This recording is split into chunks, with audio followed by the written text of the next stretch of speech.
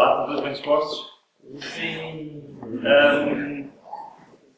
Vou fazer uma pergunta antes de começar, que é: quem aqui gosta de história? História. Olá. E eu vou partilhar com vocês que eu sempre detestei história. Porque eu não via nenhum interesse, é mesmo isso, em saber o que aconteceu no passado. Exatamente. Mas hoje vamos falar de história. Vamos ver como é que Satanás usou uma cultura pagã no passado para desviar da verdade os nossos antepassados. E quando eu falar dos nossos antepassados, estou a falar literalmente dos nossos antepassados do povo português. E isso é algo interessante. Eu vou falar de algumas coisas um bocado violentas, mas felizmente não vou ser eu que vou dizer e vou antes deixar outras pessoas falarem. No entanto, é assim. Eu, quando era jovem, aprendi uma coisa muito importante. Quando era bastante mais jovem, estava eu num acampamento de desbravadores nacional e houve um jovem que fez uma asneira. Meteu um dedo. Não fui eu. E esse jovem estava a sofrer um bocado com o quê? Com as consequências, ok? Desse erro. E eu estava a pensar assim: puxa, ainda bem que não fui eu que fiz aquilo. Sabem porquê? Porque eu tinha pensado em fazer exatamente a mesma coisa. E disseste para eu fazer. E quando eu reparei no que aconteceu e no que aquele jovem estava a sofrer pelas consequências, eu pensei assim: bem, e eu percebi que há duas maneiras para a gente aprender. Ou com os nossos erros, ou com os erros dos outros. Certo? Felizmente não fui eu que fiz aquele erro, foi a outra pessoa, o outro jovem.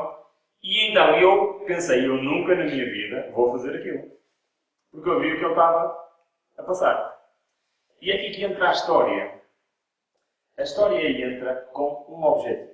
Foi aqui que eu comecei a gostar de história. Porquê? Porque eu percebi que há algumas coisas que estão no passado que nos ajudam a quê? A não cometer os mesmos erros. Alguém dizia assim: devemos temer o futuro quando nos esquecemos do passado. Muito bem. E eu queria partilhar com vocês algo que eu aprendi há algum tempo e que nos fala isso mesmo. Se andarmos para trás na história, isto é um mapa do Império Romano no segundo século. É mais ou menos assim que era o Império Romano na altura de Cristo e na altura dos apóstolos. Certo?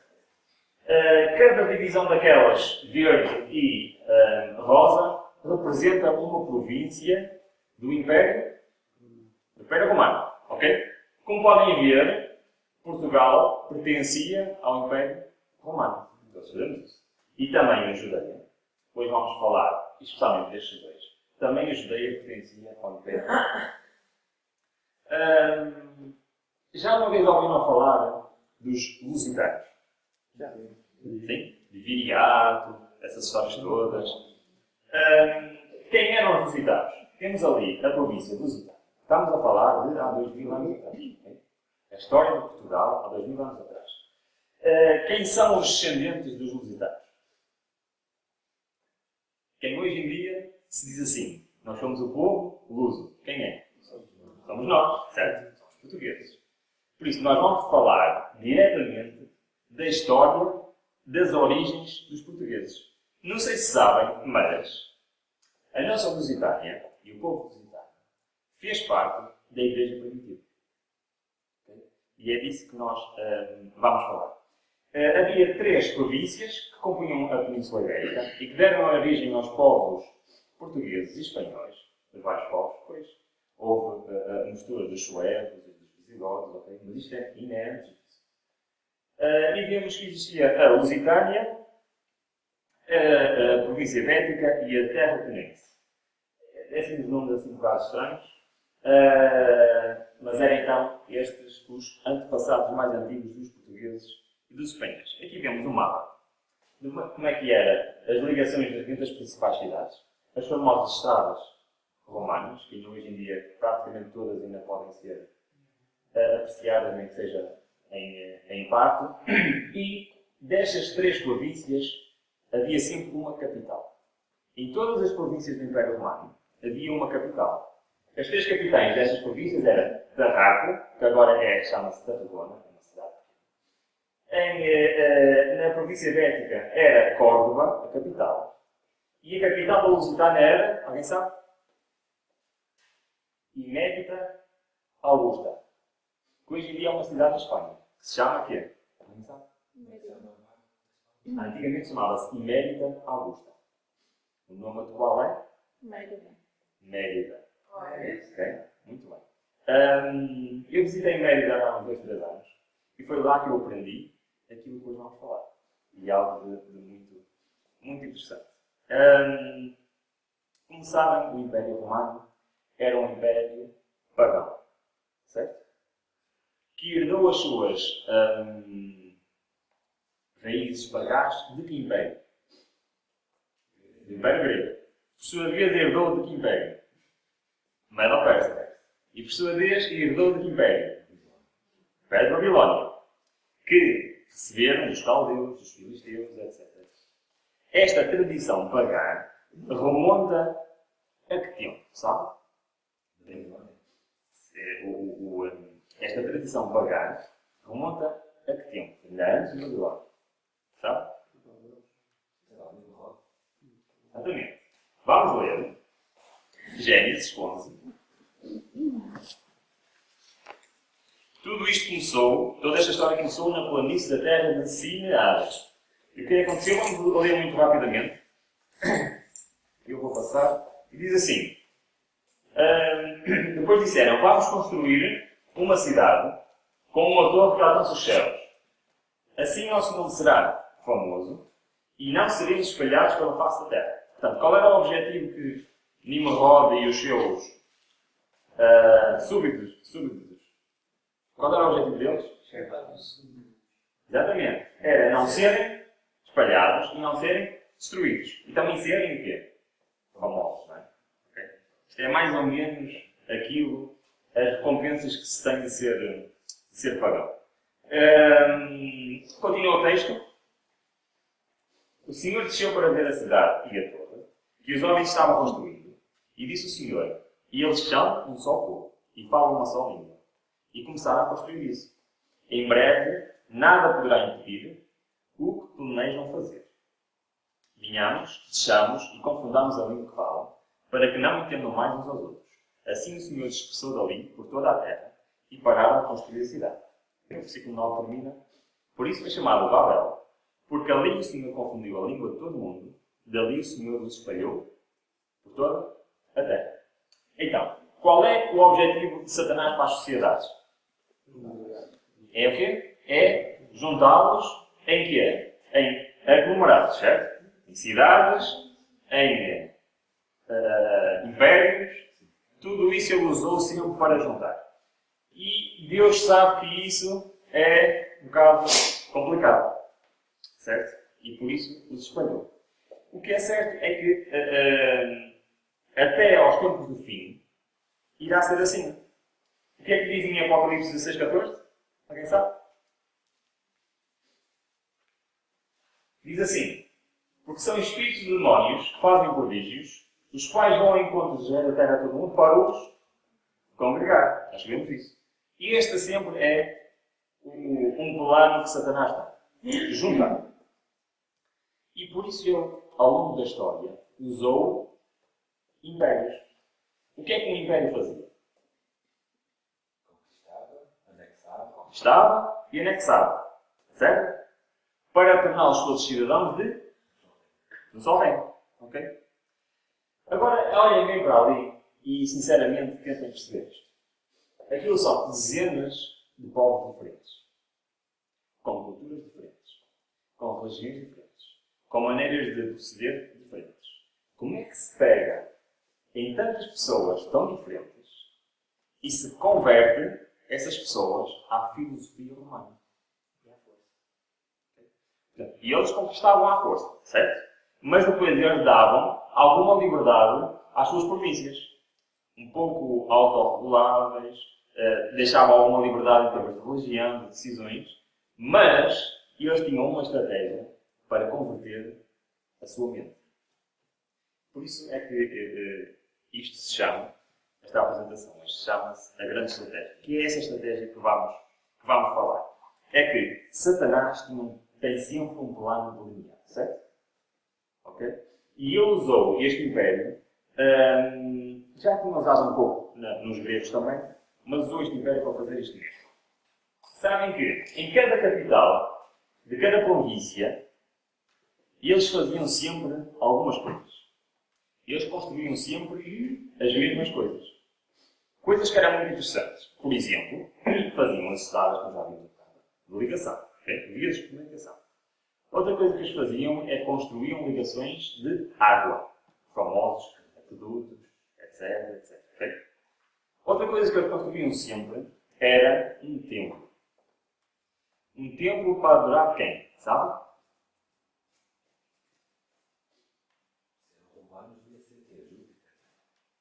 E eles tinham vários templos para adorar vários deuses. Mas havia um que eles construíam sempre. Era o templo de adoração ao imperador. Okay? Temos um exemplo, em Évora temos um que ainda está mais ou menos inteiro, que é chamado Templo de Diana, mas na realidade era um templo, como se sabe pela história, um templo de adoração ao imperador. Eles tinham vários, mas esse estava sempre em todas as capitais. Mas havia outros 3 edifícios que eles também faziam sempre em todas as capitais. Nós podemos ver que construir ligações de água é algo de positivo, certo? Estradas também. Construir templos é normal, embora fosse para os motivos errados, mas este não sou religião, construíam templos.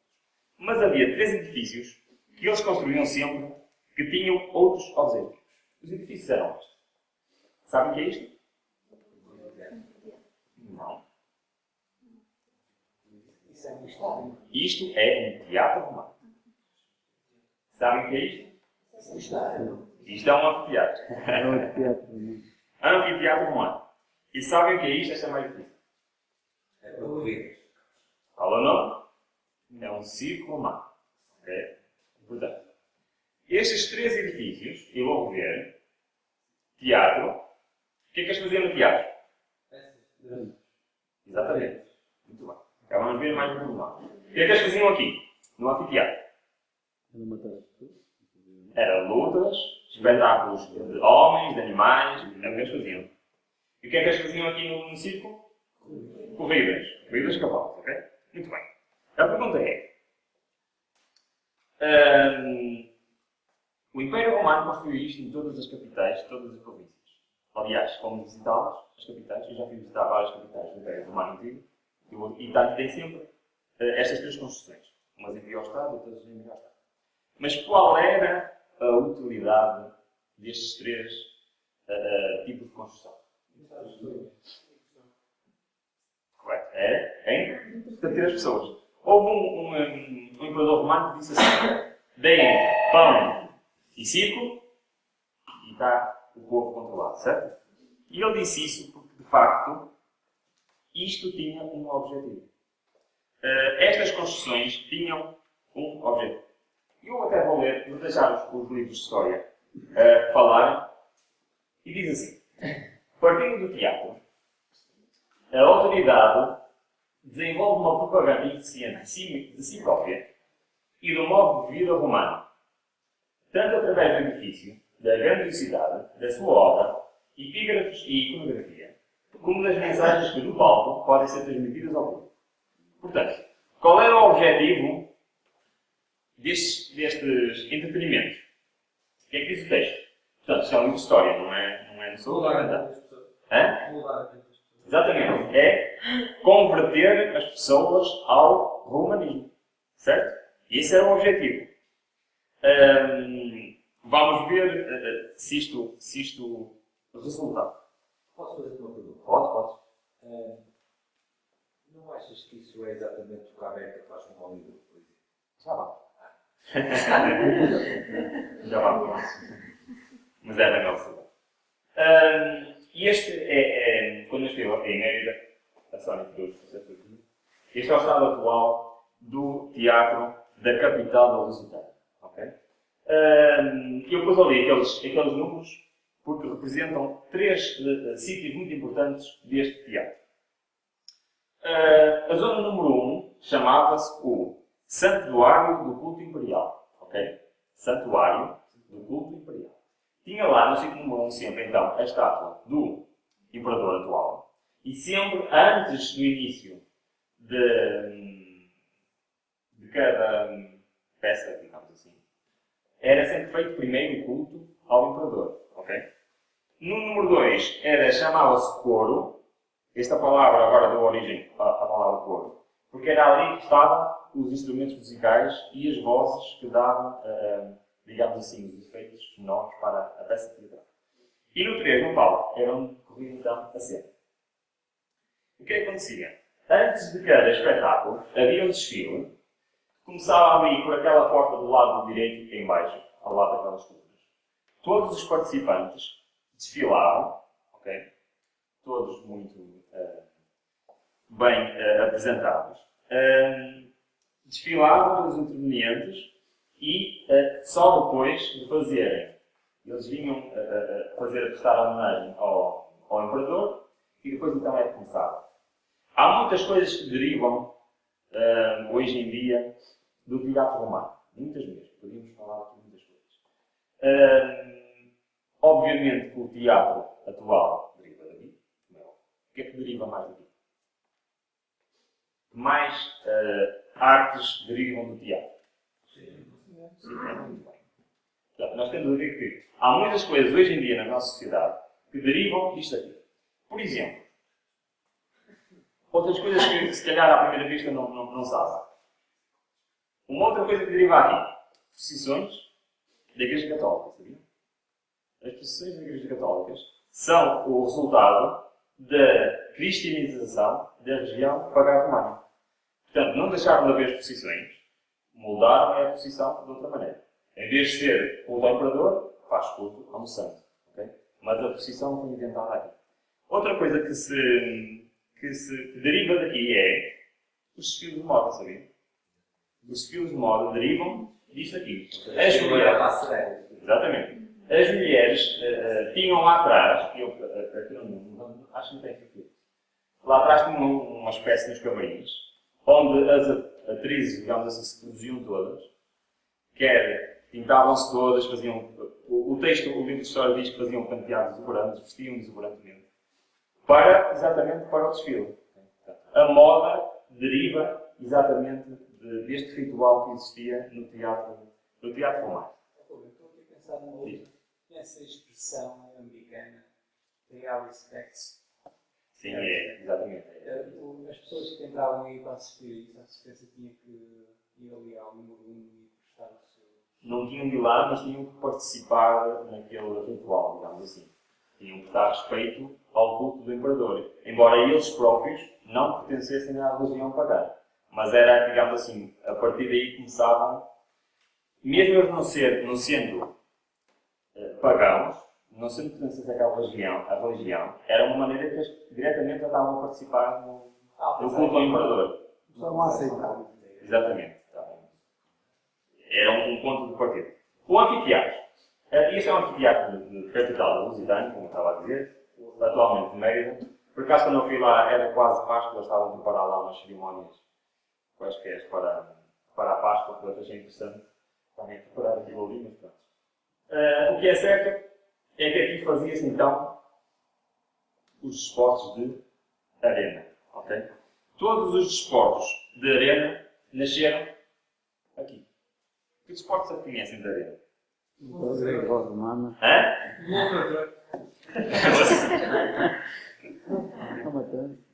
Há bocado estava a dar no início o boxe, por exemplo. Eu antes de entrarmos melhor nisso, eu vou ver. O edifício inaugurou-se, especificamente o de Mérida, inaugurou-se no ano 8 a.C. Okay? Reparem que tudo isto tinha, até as datas são muito importantes, tudo isto tinha um objetivo. O que é que estava prestes a surgir poucas décadas depois? O cristianismo, certo? Por isso, isto já foi preparado com esse objetivo. Inaugurou-se, então, 8 a.C. Com o fim da obra, complementava-se o projeto de dotar a colónia de Mérida, já então capital da província lusitana, de uma grande área pública para espetáculos. Portanto, foi a conclusão dos 3 edifícios. No anfiteatro, realizavam-se jogos de gladiadores e lutas entre animais, ou entre homens e animais, que, em conjunto com as atuações do circo, eram as preferidas do público. Portanto, mesmo hoje em dia, os ringues de esportes de luta, o que é que se chama? De arenas, certo? Mais coisas onde se usa o nome arena. Pavilhão Atlântico, por exemplo. Agora também se chama. Também é uma E sabes porquê? Qual É por causa disto que se chama. Também se chama. Por exemplo, o estado de Amsterdão, como é que se chama? Não sabes? Arena. Amsterdão. O estado de Bayern de Munique, como é que se chama? Exatamente. Não é por acaso, eu achava muito bem. Não é por acaso porque tudo deriva, todos os esportes de ringue, de sítios fechados, uma coisa interessante é que isto é um recinto fechado. E não sei se já alguma vez tiveram a oportunidade de ver algum coliseu, não é? Que agora já está, não tem nada a ver com o original.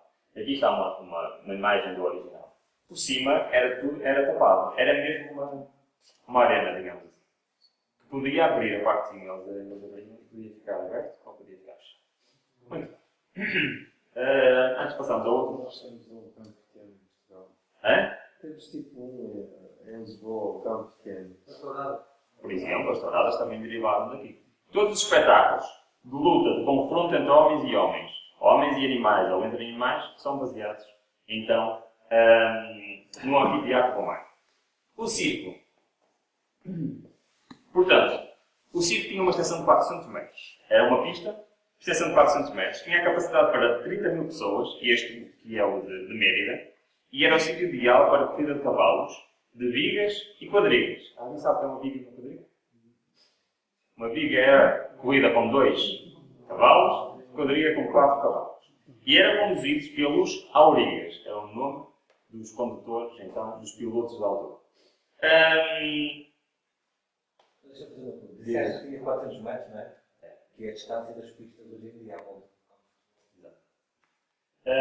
No centro, num dos lados menores, achava-se a Porta Pompeia. Okay? Este é um nome que deriva muitas coisas. Porta dos Desfiles, de onde partia o cortejo anterior às competições, composto por músicos, aurigas participantes, ou seja, os próprios esportistas, sacerdotes, imagens religiosas, etc. Ou seja, também havia sempre, antes do evento esportivo, o quê? Uma procissão, um desfile. Faz lembrar alguma coisa também? As posições. Primeiro vem a posição e depois vem as bandas de tiro. Os Jogos Olímpicos. Exatamente. Há os Jogos Olímpicos, há a cerimónia de lançamento, cada colégio depois bandeira. Os Jogos Olímpicos já vêm antes disso. Os Jogos Olímpicos, é assim, esta estratégia já foi usada no tempo dos gregos, mas depois deixou de ser precisa. Depois foi usada outra vez no início da nossa década, já vamos ver porquê que foi usada, e está a ser usada atualmente hoje, com o mesmo objetivo. Portanto, também havia então esse tal desfile. Nós vemos hoje em dia muitas coisas não são novidade. Quase nada é novidade, tudo tem uma origem. Portanto, estes 3 edifícios, como nós já vimos no livro de História, tinham como objetivo o quê? Mudar a mente das pessoas e fazê-las converter, digamos assim, ao romanismo. E será que eles tiveram algum sucesso? Será que eles tiveram algum sucesso? Eu vou-vos ler como é que era a vida das pessoas na capital da Lusitânia, nesta altura. Os esportes realizados nestes 3 edifícios eram, em primeiro lugar, principal tema de conversa. Okay? O que é que se passou na corrida, o que é que se passou no teatro, o que é que se passou na arena. Era o principal tema de conversa das pessoas. Segundo, os jovens sonhavam ser gladiadores ou aurigas, ou seja, os condutores dos carros de cavalos. O sonho de qualquer jovem era ser ou gladiador ou jogador. Muito bem. Fabricavam-se brinquedos para brincarem a simular as lutas e as corridas. Só não havia jogos de PlayStation. Olha, bom dia. Pintavam nas cidades, nas paredes, figuras de apoio e incentivo, exatamente o que eu estou a dizer, nas paredes das cidades. Ou seja, nas paredes das cidades eram pintados, Vai ter a bandeira da janela. temas alusivos, então, aos espetáculos e aos divertimentos. Já havia grafite. Exatamente. Criavam cânticos de incentivos aos seus ídolos. Apoiavam fervorosamente esses mesmos ídolos, eram chamados de fãs. Todas as palavras atuais são derivadas daqui. Vem a palavra. Exatamente. Formavam grupos de apoio aos seus ídolos. Para quando tivessem um apoio no espetáculo, as claques apoiavam cantando as músicas que eles criavam. As jovens raparigas sonhavam ser como as atrizes de teatro. Sonhavam vestir-se como elas, pintar-se como elas, usar os penteados que elas usavam. Cantavam as músicas que se ouviam lá. As músicas que se ouviam lá, cantavam. Toda a sociedade girava à volta destes entretenimientos. Isto que eu tirei aqui foi um livro de história, não sou eu que estou a inventar. Toda a sociedade girava à volta de quê? Daquilo ali. E o que é que acontecia? Acontecia algo de interessante. Mais por nós, a paixão por este tipo de espetáculos deixou reflexos em abundantes obras de arte, tanto na pintura como na escultura, cerâmica, mosaico ou livraria. Aparecem representados cavalos com os respectivos nomes, gritos de apoio durante a corrida ou aurigas portadores da palma da vitória. Portanto, a maneira como se vivia era tão intensamente que os achados arqueológicos refletem aquilo que as pessoas realmente gostavam naquela altura. Alguém que conhece ou já ouviu falar de Caio Apuleio Diócles? O leio é que a gente já tinha com toda a vida a leio. Eu vou-vos apresentar o desportista com maior sucesso da história. Okay? Tem este nome, que sorte, e ele era quê? Português. Cristiano Ronaldo da altura. Eu vou ler. Caio Apuleio Diócles. Da salvação da rede. No lidava. Foi o condutor de quadrigas lusitano. Okay? Diócles tornou-se profissional no ciclo máximos aos 18 anos de idade, ali em Mérida, e competiu durante 24 anos. Na sua primeira corrida, competiu pelos brancos. 2 anos depois, teve a sua primeira vitória. 4 anos depois, estava a correr pelos verdes. E terminar a carreira a competir pelos encarnados. E numa inscrição dedicada a Diócles, atribuem-se 4.257 corridas, das quais 1.426 vitórias. Diócles foi o mais bem pago condutor de quadrigas da sua época e, segundo o professor de estudos clássicos da Universidade da Pensilvânia, continua a ser o mais bem pago atleta de todos os tempos. Peter Strzok estima que os 35.863.120 cestéricos ganhos por Diócles, que seriam suficientes para fornecer a cidade de Roma de cereais por um ano, seriam hoje equivalentes a 11,6 mil milhões de euros. Nem uma não. Nem um. Portanto, é interessante que ele jogou pelos verdes, pelos vermelhos e pelos brancos, não é? É muito interessante. O que é certo é que isto era o desportista mais famoso que existia neste tempo. E, por sorte, ele era português. Agora, quem é que ia pagar?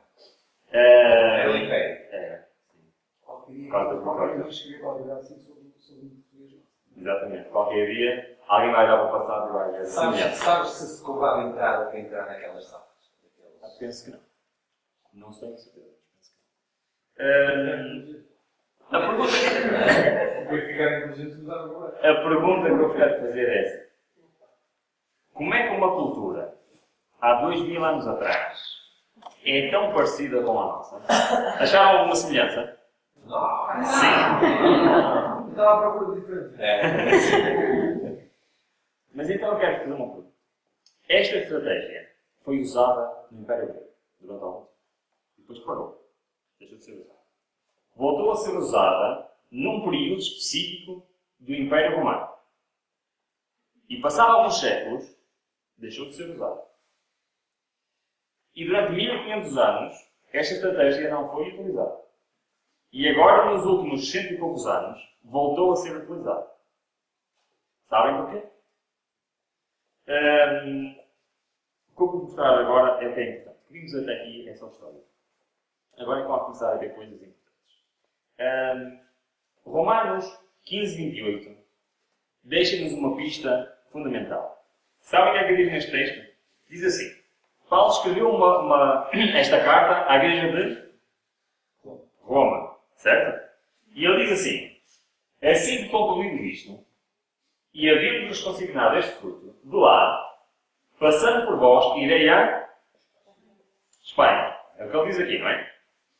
Eu tenho muitos problemas com este texto. O primeiro problema é que Espanha não existia. A Espanha foi fundada no século XV. Espanha foi fundada no século XV. Logo, Paulo não pode ter escrito Espanha. Espanha não existia. Certo? Se nós formos ver traduções antigas, por exemplo, a Vulgata em latim, o que lá diz é, não vou ler aquilo que eu não consigo ler, mas a última palavra diz Hispaniano. Certo? O que é que isso quer dizer? Alguém sabe? Não é Espanha, Espanha não existia. Espanha. Dizia, e eu vou-vos dar uma ajuda, Espanha foi o nome dado pelos romanos à Península Ibérica. O que Paulo disse aos romanos foi que ele iria à Península Ibérica. Ok? Foi o que ele disse. Este é o mapa então da Península Ibérica, chamado de Espanha, está ali, podem ver. Este é o mapa romano. E está ali representado com as suas 3 províncias. Portanto, Paulo queria vir à Península Ibérica. Será que ele veio mesmo à Península Ibérica? Eu vou ler para vocês. Esta cidade ali, está ali assentada, assinalada, é a cidade atual de Tarragona. Ok? É muito importante isto porquê? Porque a cidade tinha uma importante comunidade cristã. Ok? Uma importante comunidade cristã primitiva, ou seja, estamos a falar poucos anos após os apóstolos. Estamos a falar na altura em que Paulo andava a pregar e ainda alguns apóstolos ainda andavam a pregar. Logo a seguir à morte de Cristo, poucos anos depois. E nesta cidade tem algo interessante porquê? Porque a igreja cristã primitiva de lá fazia atas do que se passava. Ok? E essas atas sobreviveram até aos nossos dias. Eu vou só ler um bocadinho. Diz assim: a partir do primeiro testemunho escrito da comunidade cristã de Tarragona, as atas do martírio de Frutuoso, o documento mais antigo deste tipo produzido pelo cristianismo na Península Ibérica, fundamentam a historicidade da pregação do apóstolo Paulo nesta cidade. Ou seja, o que é que isto quer dizer? Quer dizer que eles documentavam o que é que se passava. E o nosso amigo Frutuoso, que era um membro muito importante na igreja primitiva cristã, foi o quê? Foi morto pela perseguição do Império Romano. E essa morte foi registrada nas atas da igreja. E nessas atas fazem referências à pregação de Paulo naquela cidade. Portanto, existem documentos históricos que falam que Paulo esteve na Península Ibérica. Está bem? Só mais um. O cristianismo aparece completamente consolidado em Tarragona. De facto, Frutuoso, a tal mesmo, e 2 diáconos, Agúrio e Elógio, mártires hispânicos, todos estes 3 foram mártires. Suas atas martiriais testemunham a existência de uma comunidade bem estruturada, com um impulso missionário e bem aceito pelas diversas classes sociais da terra. Agora, eu vou tentar explicar isto. Existem registros históricos que Paulo esteve na Península Ibérica. Certo? E que pregou na Península Ibérica. e deu origem a uma comunidade cristã tão forte na Península Ibérica que chegou até às partes mais importantes da sociedade. Okay? Chegou a pôr em causa, aqui na Península Ibérica, a religião oficial. Okay? Mas houve consequências. A pregação de Paulo na Península Ibérica mudou o comportamento das pessoas cristãs neste período. Ou seja, os nossos antepassados, e isto é do livro, agora que eu vou ler, é do livro da história de Média, os nossos antepassados lusitanos foram cristãos pertencentes à Igreja Primitiva. E quando receberam a mensagem de Paulo, houve algumas coisas que eles mudaram. Querem saber o que é que eles mudaram? Eu vou ler.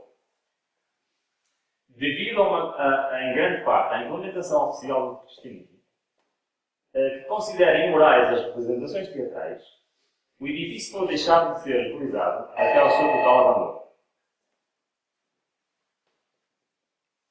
Após o seu abandono, ligado como o do diabo à instauração do cristianismo como religião oficial, parte da estrutura foi se ocultando com a terra. Outra referência. Com a implementação oficial do cristianismo, começa a derrocar do ciclo. Ou seja, o cristianismo ficou tão forte na sociedade, o que é que aconteceu? Houve um abandono de quê? Dos entretenimentos. Muito bem. Houve um abandono dos entretenimentos. Que era a grande força do quê? Do paganismo romano. Para moldar a mente das pessoas. As pessoas ouviram a pregação de Paulo, tornaram-se cristãs, de tal forma que tornou-se a religião dominante. E o que é que as pessoas abandonaram? Os entretenimentos. Certo? Mas depois há uma coisa muito interessante. E eu quando aprendi isto pensei assim, eu tive antepassados que fizeram parte da Igreja Primitiva. Eu não sabia disso, vocês sabiam disso? Nós tivemos antepassados. Os nossos antepassados lusitanos pertenceram à Igreja Primitiva, descrita em Apocalipse, descrita nos Evangelhos, em Atos. Nós temos antepassados que pertenceram. Mas houve um problema.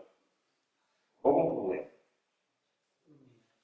É que o que aconteceu poucos séculos depois? Quando o Império Romano viu que não estava a conseguir destruir os cristãos, o que é que ele fez?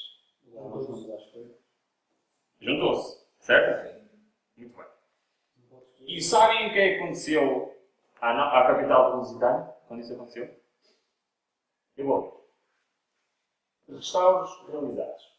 No tempo de um dos filhos de Constantino, entre os anos de 337 e 340. Sabem o que isto quer dizer? Constantino foi quem fez o quê?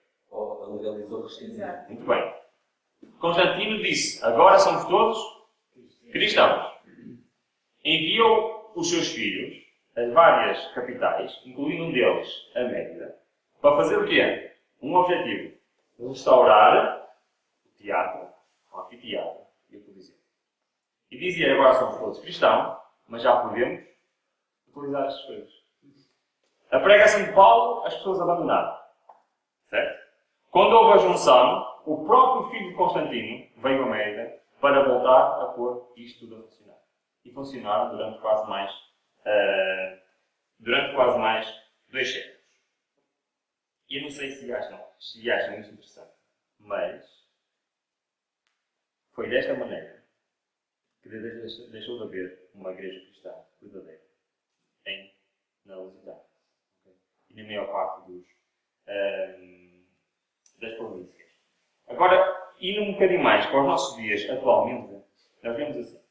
Durante 1500 anos, porque a partir do século V, VI, deixaram de haver circo, deixou de haver teatro, deixou de haver anfiteatro. Porquê? Sabem porquê? Porque já não era preciso corromper. Porque já não era preciso corromper, exatamente. Porque já todos estavam a pertencer, a Igreja Romana dominou todo o Império, substituiu o Império Romano e a sua filosofia estava perfeitamente presente em todos. Até podíamos falar da profecia do Apocalipse, fala das 3 costelas, não é? Que estavam na boca do animal, que tem a ver com isto. O que é certo é que ao fim de 1500 anos aconteceu algo extraordinário. Aconteceu isto. Foi recuperado em primeiro lugar os Jogos Olímpicos da Era Moderna. De onde é os Jogos Olímpicos? Já pensaram? É do Império? Grego. Okay? Já tinha sido usada esta estratégia no Império Grego. Futebol Reino Moderno, 1863. Boxe, esportes de luta, 67. Basquetebol, 91. Corrida de automobilismo, 94. Tudo isto é o reinventar de quê?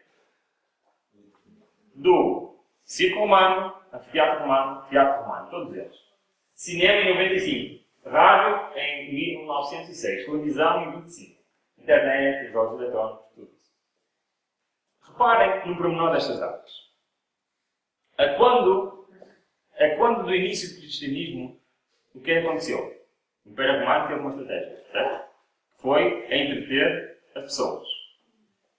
Acham que é coincidência que depois de 1844 toda esta estratégia tenha voltado? Acham coincidência? Tudo isso foi recuperado, mas agora há uma diferença. É de uma forma muito mais evoluída. De uma forma muito mais ampliada, muito mais forte. Que essa coisa interessante,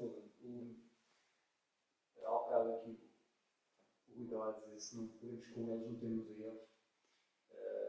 Esses mesmos locais onde se exerciam esses entretenimientos foram feitos também para torturar os tais cristãos. Exatamente. E o sangue dos mártires é semelhante. Eles não conseguiam juntar, era só converter as coisas, mudar-lhes os nomes, etc. Os dias de hoje. Agora a pergunta é: surgiu a Igreja Cristã Primitiva. A maneira como eles conseguiram mudar a mentalidade das pessoas e deixarem que eles abandonassem isso foi entretê-los. Para quem acham que é então estes entretenimentos modernos?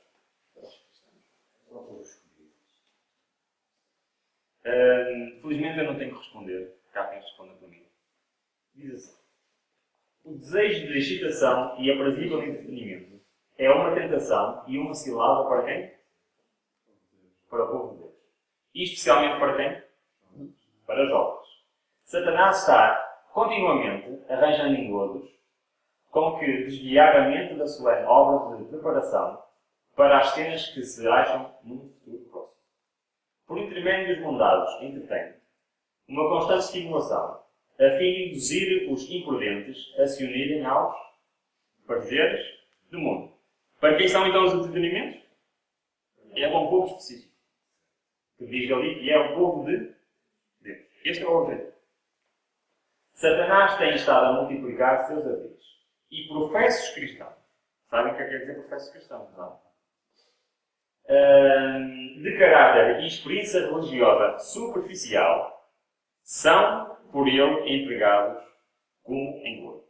Não discernem que esses entretenimentos são, na verdade, banquetes de Satanás.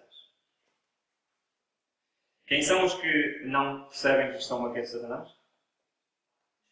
São os professos cristãos. Okay? A pergunta é: será que eu sou um professo cristão? Preparados com o intuito de impedir almas de aceitarem o convite para as bodas do Cordeiro e de receberem o vestido branco do caráter, a justiça de Cristo. Qual é o objetivo então? Quem são aqueles que vão participar nas bodas do Cordeiro? Quem são que vão participar nas bodas do Cordeiro? Onde é a boda do Cordeiro? Onde é que vai ser esta boda? Muito bem. E quem é que são os que vão estar na cidade santa? São os salvos. Okay. E este texto que é que diz? Que os que não discernem isto não vão ser o quê? Participantes nas bodas do Cordeiro. Sabem o que isto quer dizer, não sabem?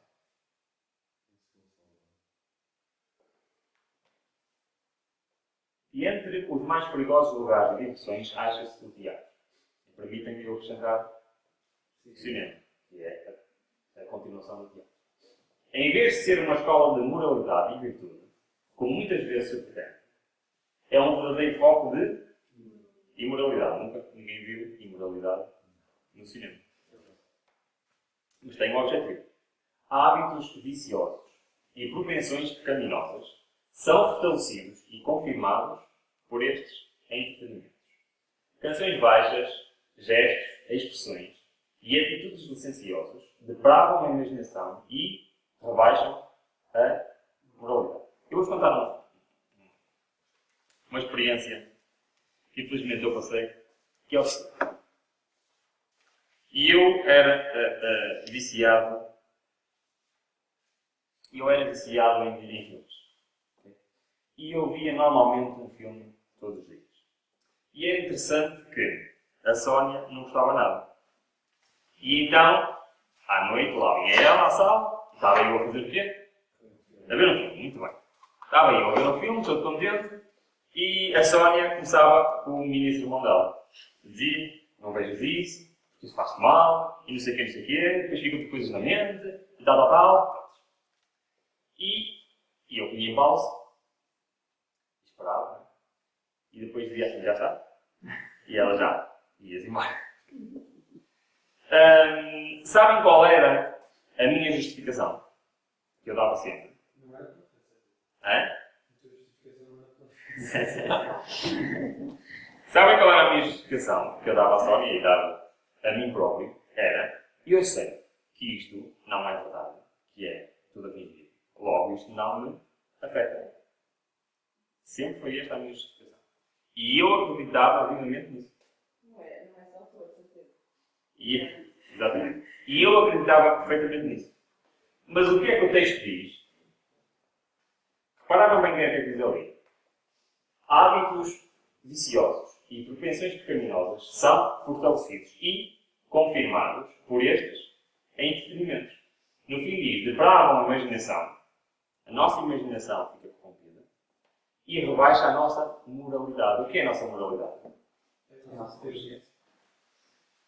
Portanto, e eu estava certo ou estava errado na minha justificação? Todo o jovem que costuma assistir a estas exibições se corromperá em seus hábitos. Portanto, felizmente ali diz, alguns jovens que assistem a estas exibições serão ser corrompidos. Não é? Hã? Qual que sou eu, jovem? Isso é muito... Isso marcou de ser jovem, não é? Isto é muito chato, não é? Acham que não é chato ou não? As pessoas mais velhas. Diz assim, todo jovem que costuma assistir a estas edições se corromperá em seus princípios. É o que diz o texto. Sabem uma coisa que eu fico feliz? É que não sou eu que estou a dizer isto. Fico muito feliz. Não há influência mais poderosa para envenenar a imaginação, destruir as impressões religiosas e tirar o gosto pelos prazeres tranquilos e realidades sombrias da vida, sóbrias da vida, do que as diversões teatrais. O problema desse texto não está inspirado. Não está inspirado. Eu vi uma visão que todo jovem não diz que seja inspirado. E este texto foi muito difícil para eu aceitar. Digerir. Mas há ainda pior. Eu digo-vos que os piores eu não trouxe. Mas não tive coragem. O verdadeiro cristão, reparem bem o que diz este texto. O verdadeiro cristão não desejará entrar em nenhum lugar de diversão que nem se entregar a nenhum entretenimento sobre que não possa pedir a bênção divina. Não será encontrado no teatro e nos salões de jogos. Não se unirá aos alegres valsistas, nem contemporizará com nenhum outro enfeitiçante prazer que lhe venha banir a Cristo do Espírito. Acho que não preciso de comentar.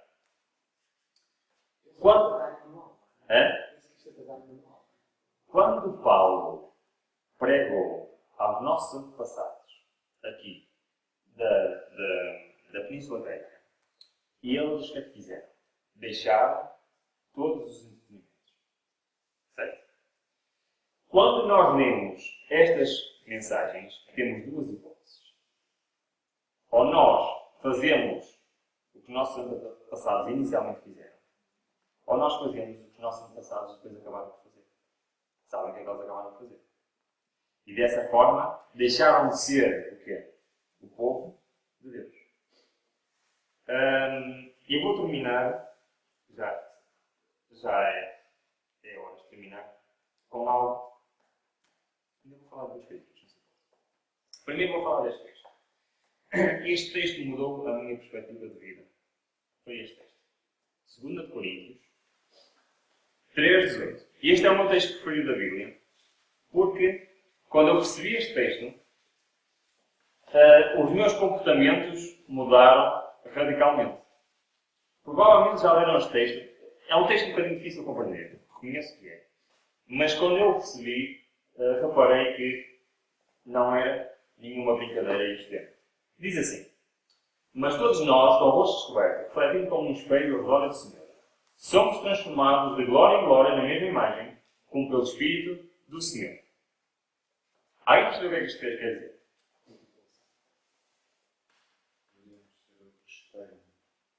E este texto fala-nos, uma pequena frase que resume este texto.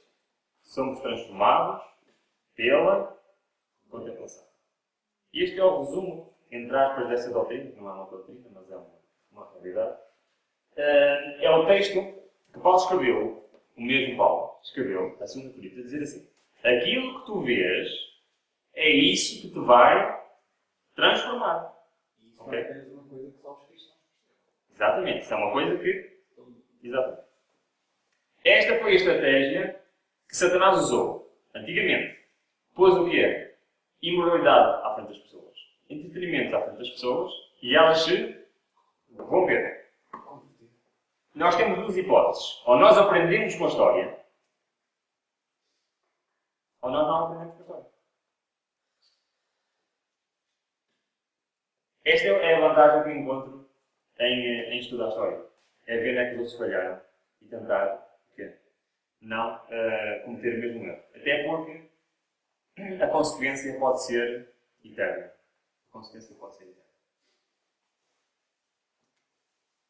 eterna. À medida que eles se aproximarem mais de Deus, tornando-se participantes da natureza divina, os entretenimentos de origem terrena diminuirão de vulto, dissipando-se no fundo. Preciso traduzir o texto? Ou todos perceberam? À medida que alguém se aproxima de Deus, o que é que acontece? Posso só dar uma coisa aqui? Podes. Isto é uma experiência que qualquer um pode fazer em casa, a perigo da vossa própria vida.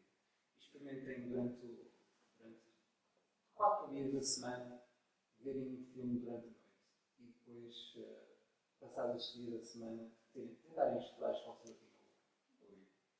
Ver se conseguem correr o espírito. Tens que dizer que é só retórica, não é? Ninguém conhece. Não, é perigo da própria vida. É perigo da própria vida se quiserem. Então, veja, se permites, eu vou contar outra história.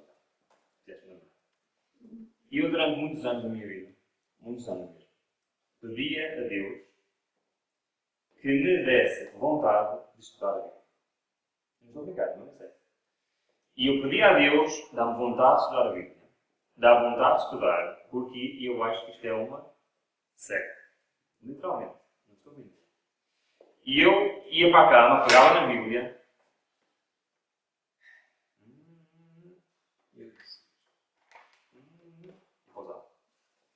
Foi assim durante anos seguidos. E eu orava, sinceramente a Deus, por favor, dá-me vontade de estudar a Bíblia, porque eu não tenho. Isto é uma seca, eu não consigo. Se era eu a passar a lição, eu sou um dos calçadinhos desde os 18 anos. E eu estudava a lição quando era eu a passar a lição, porque quando não era, tinha muita dificuldade de estudar a lição. E eu achava que estudar a Bíblia era literalmente uma seca. Até que houve uma semana em que eu fui desafiado a não assistir durante 10 dias a nenhum tipo de entretenimento. E isto foi o que aconteceu ao fim de alguns dias. Eu estava sentado na sala um dia, para 10 da noite, E eu, bem, não posso ligar a televisão, não é? Não posso ir para a internet fazer nada.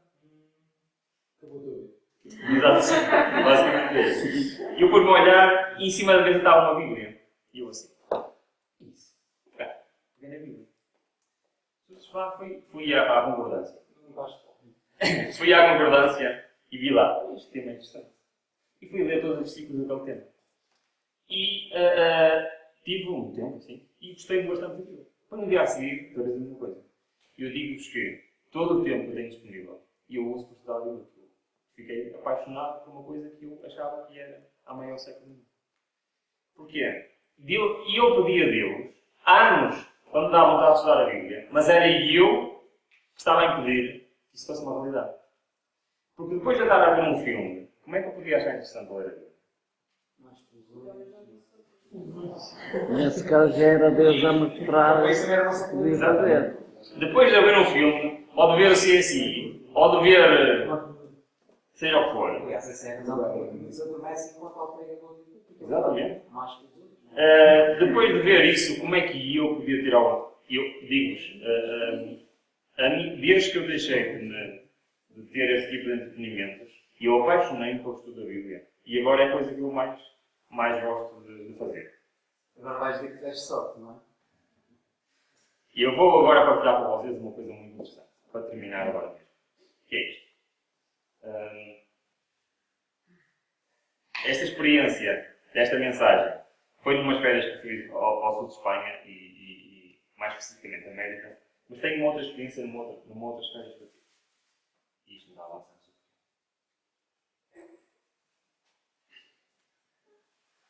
Muito bem. E eu ano passado tive o privilégio de ir a Israel. E tive o privilégio de visitar uma cidade, que é a cidade de Cesareia. Ela fez. Que é não é hoje em dia uma cidade, mas é mais agora um museu do que uma cidade. Mas era uma cidade que foi fundada por quem, sabe? Foi Herodes que fundou a cidade em honra a César. Muito bem. Herodes fundou esta cidade. O mesmo que queria matar a Cristo. Okay? Então isto é interessante. E eu sempre quis ir a esta cidade, porque aqui foi descoberto, por exemplo, esta pedra. Não sei se sabem que esta pedra. Esta pedra veio confirmar a existência histórica de Pôncio Pilatos. Não sei se sabiam. Porque durante muitos séculos diziam que Pôncio Pilatos não tinha existido, não havia nenhum registro da sua identidade. E aqui em Cesareia encontraram então uma pedra que dizia Pôncio Pilatos, procurador da Judeia. Também foi ao Teatro Romano.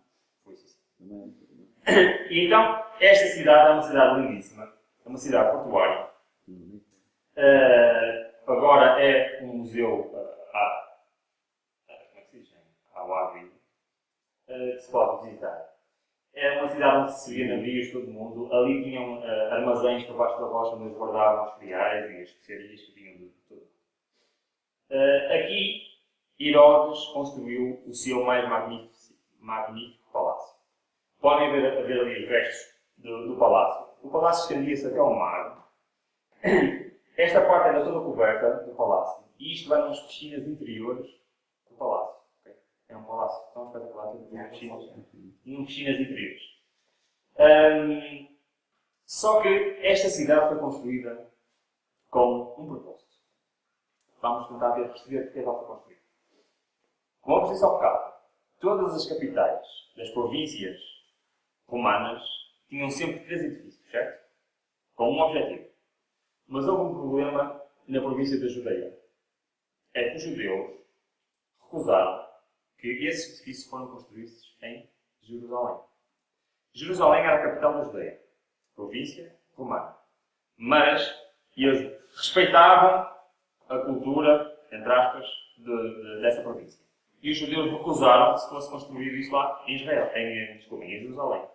Então o que é que Herodes fez? Se eu não posso construir lá, vou construir uma cidade e nessa cidade vou pôr então tudo isto. E foi por isso que esta cidade foi construída. Tornou-se politicamente a cidade mais importante da Judeia. Okay? No tempo de Jesus, politicamente, esta é a cidade mais importante. Era onde Herodes tinha o seu principal palácio e era onde havia então o teatro, o circo e o anfiteatro, que ainda lá estão, tem coisa de visitar. E tem muito mais coisas interessantes. Sabem que Jesus foi contemporâneo desta cidade. E é muito interessante que Jesus correu toda a Galileia, que fazia parte da Judeia, correu toda a Judeia, inclusive parte da Fenícia e parte do Cápio, que ele também lá foi. Mas houve uma coisa que me marcou muito quando eu fui visitar. É que este dia disse uma coisa que eu não sabia, depois fui pesquisar e realmente é verdade. Que ele disse assim: muitas pessoas vêm a Israel para ver os sítios por onde Jesus andou. E ele disse assim: este é o único sítio onde Jesus não esteve. Todos os sítios importantes da Judeia, daquela região, este foi o único sítio em que Jesus não veio. O verdadeiro cristão não se vai encontrar nestes sítios. O que é interessante é que aquilo que ele disse marcou-me. Porquê? O que é que havia de diferente nesta cidade que não havia nas outras?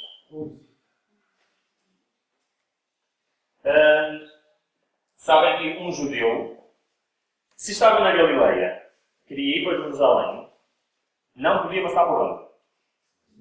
Pela Samaria. O que é que ele tinha que fazer? Tinha que passar por Cesareia. Okay? Jesus nunca passou por Cesareia. Sempre foi por Samaria. Ok? E agora pergunto, porquê é que Jesus nunca foi a Cesareia? Já pensaram nisso? E depois às vezes surge aquele argumento entre nós: mas Jesus vai encontrar três caras, se calhar não ia àquele sítio. Apocalipse 3, 20 diz isto e vou deixar isto para vocês pensarem. Diz assim: eis que estou à porta e bato. Se alguém me ouvir a minha voz e abrir a porta, estarei na sua casa e com ele serei eu comigo. Isto é uma referência às bodas do Cordeiro. E ao vencer, lhe considerei que se assente comigo no meu trono. Após tudo o que nós vimos, eu faço uma pergunta. Será que nós vamos ouvir Jesus a bater à porta? Ou então eu faço uma pergunta pior. Será que nós vamos estar tão entretidos que Jesus não vai bater à nossa porta? Como não foi a Cesareia. Era esta mensagem que eu queria trazer a vocês e espero que possamos pensar que houve uma estratégia que resultou com os nossos antepassados. A mesma estratégia está a resultar connosco. Queremos ser nós participantes desta estratégia ou não queremos ser participantes desta estratégia? Muito obrigado por vossa atenção. Obrigada,